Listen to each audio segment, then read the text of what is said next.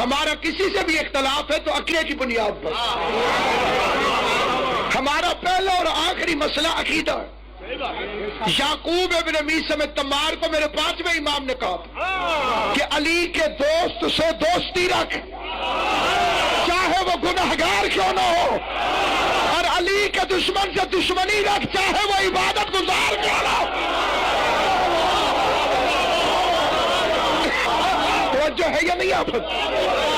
हमारी अगर किसी से मोहब्बत है तो 3 अकीदों की वजह, अली की विलायत, हुसैन की अज़ादारी, सैयदादी की इज्जत।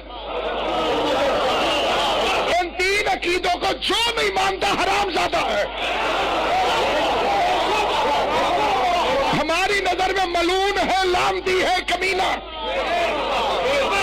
जिनके इन अकीदों से इत्तेफाक नहीं उससे हमारा कोई ताल्लुक नहीं।